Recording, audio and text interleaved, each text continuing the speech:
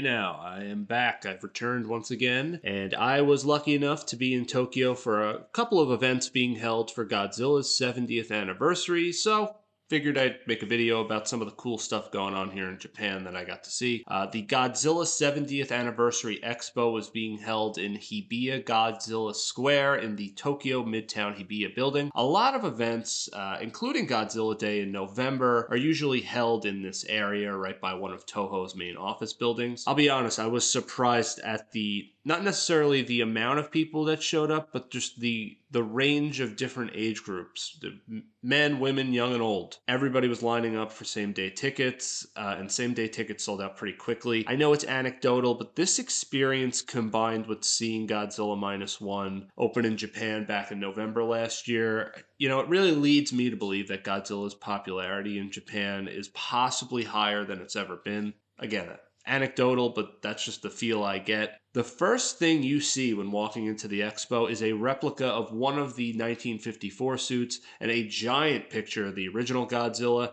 and then this terrific wall of old pictures from the 1954 movie, but they treat it with such reverence. And there's all this Japanese text here summarizing the events of the movie. Just an awesome display. If you're a lifelong Godzilla fan, it's just something you have to appreciate. After this wall, you're met with props from the 1954 movie. I've seen the Oxygen Destroyer before at other venues, but to see stuff like the dive suit that Dr. Serizawa used, they actually mark here in this little black box that this is Serizawa's suit, or was Serizawa's suit, not Ogata's. And these are not recreations. These are the actual props, which is just remarkable. You also see the railroad car that Godzilla picks up with his mouth. That's a new one. I've never seen that before, so that's really cool. Some of the cases had nicely sculpted Godzilla models. Of course, if you know me in my videos, my favorite Godzilla movie from the Showa era, Ghidorah, the three-headed monster. It got its own case, which I appreciated. But all the movies get represented in some way. They have the posters lining the walls of the entire venue. Yes, even the American movies are included. Yes, even the 1998 one. While you walk around the expo, they have Akira Ifukube music playing and music from other musicians who have contributed to Godzilla over the years, like Michiru Oshima, who did the score for multiple Millennium-era Godzilla movies. They also have Reijiro Koroku, who did the music for 1984's The Return of Godzilla, some of his music playing. Just a good job with that touch. Ah! Oh, jeez, did somebody open the Ark of the Covenant? Speaking of, the giant animatronic from that movie, the Cybot head, made an appearance at the expo in all its terrifying, disturbing glory. This is the first time I've ever seen it in person. I can't believe they still have this thing. And what probably got the most attention throughout the expo was this lineup of essentially suit-sized Godzilla models from different movies. A funny thing about this was I was sort of walking around at my own pace, taking pictures and videos and whatnot, but the group I entered with, there was this little girl who was roaring every time she saw one of these bigger replicas. It was just absolutely adorable. We see representations from the Heisei Godzilla, Millennium-era Godzilla specifically. Seeing the GMK Godzilla was possibly my favorite thing. I'd never seen a large replica of this one before. This area was flooded with people taking pictures and videos. I did the best I could to get some shots without being a big oaf blocking other people's view. The monsterverse Godzilla got its own little corner, along with Godzilla Earth from the much maligned Netflix trilogy. There were more old props as you move throughout the expo. We have all three of King Ghidorah's heads.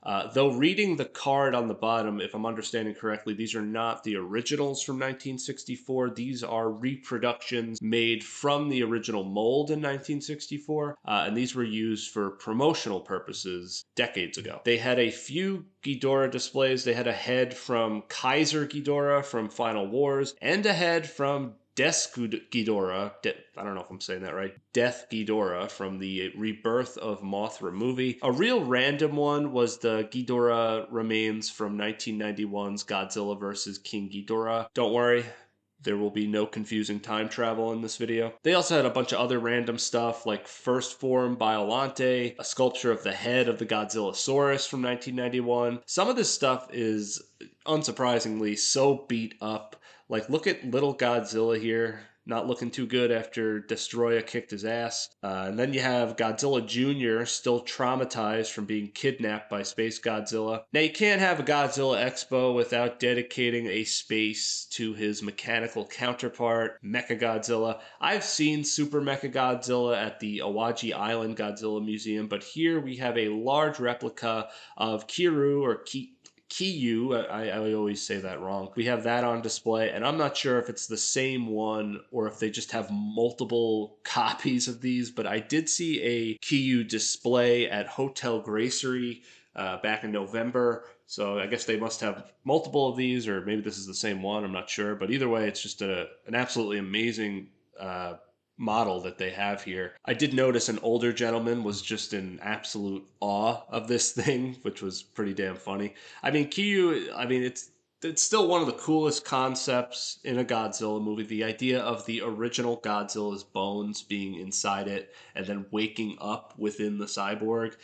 Still a chilling moment to watch all these years later. Shin Godzilla, of course, got its own space, and probably the best thing about this area was seeing that they had the tip of the tail model on display that you see at the end of the movie.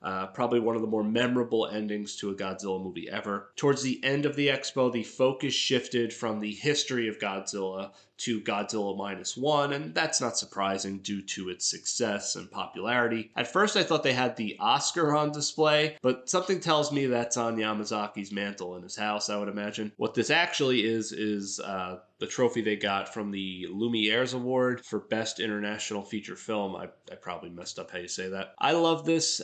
They had Kenji Noda's set up for when he explains how they're going to kill Godzilla in Godzilla -1. It's basically like the modern equivalent of seeing the Oxygen Destroyer. They had some storyboard and early art boards for everyone to check out, along with the pretty famous at this point -1 replica, which I know for a fact they have multiple of these because there's also one displayed at the Shinjuku Godzilla store. If you ever want to see that and snap a picture with it. But what made this a little different was the miniature cityscape they had surrounding him, along with these little camera dollies that you could attach your phone to create a little movie if you wanted to. I gave it my best effort. I am a clumsy jackass, so I waited my turn to do this, and well, here you go.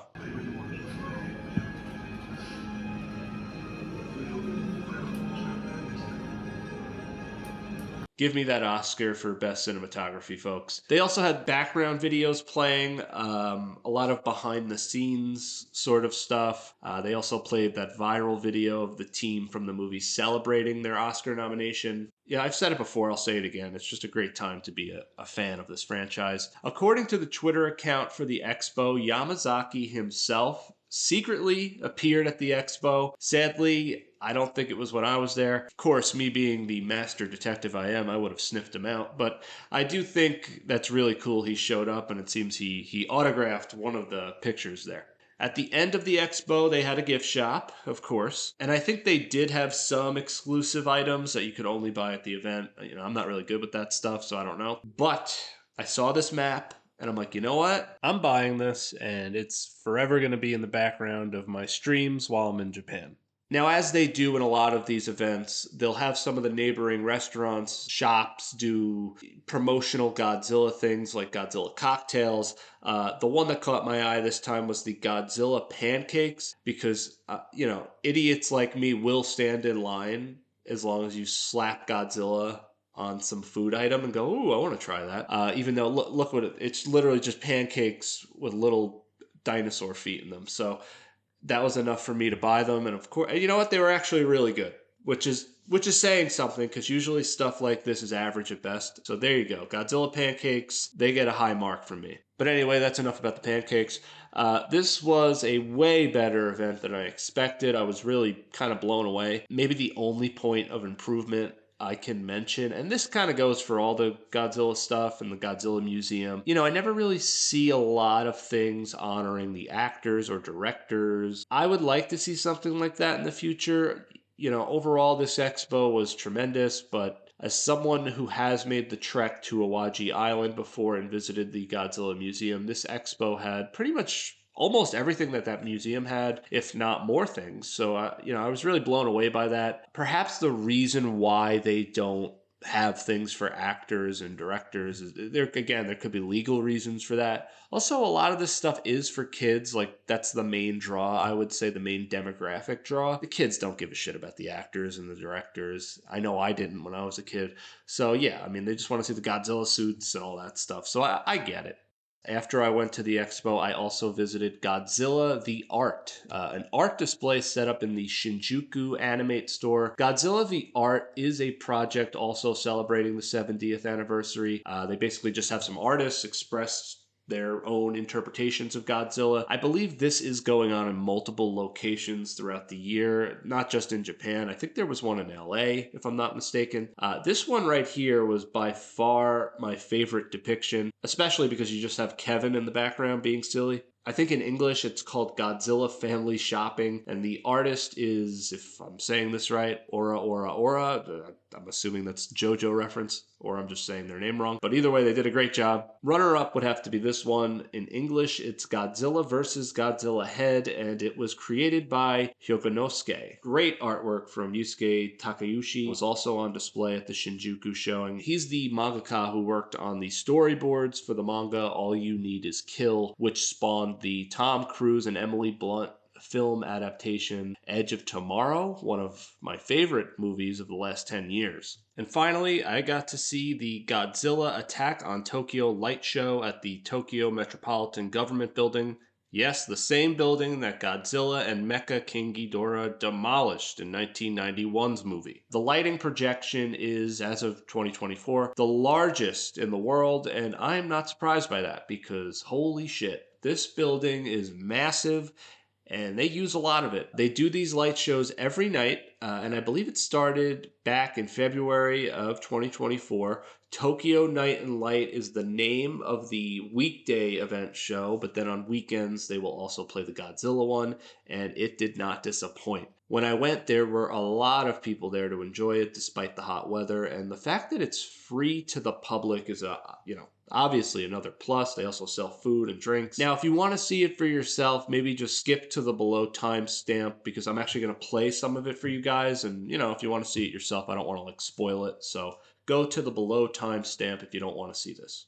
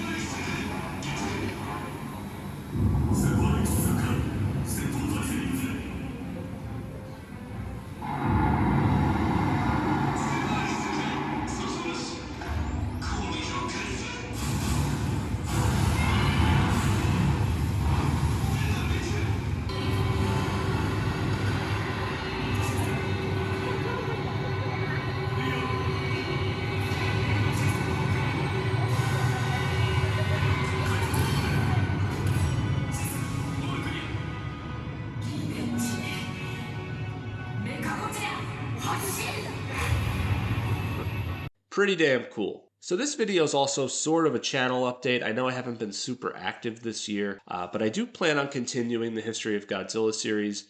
Those videos, as I'm sure most of you know, they always take me longer for various reasons. But in between those releases, I will try to start streaming more. Once I'm settled in here in Japan, I'll start, getting a stream schedule and I'll let you guys know. And I do plan on making shorter videos giving my thoughts and some history tidbits on some of the older kaiju movies that I never really focused too much attention on, like maybe Rodan and Mothra. Give them their own separate videos. They're not going to be as extensive as the Godzilla videos unless you want to wait a million years for that. And of course, I do plan on making a few videos that have nothing to do with Godzilla or giant monsters, so if you care, keep a lookout for those as well.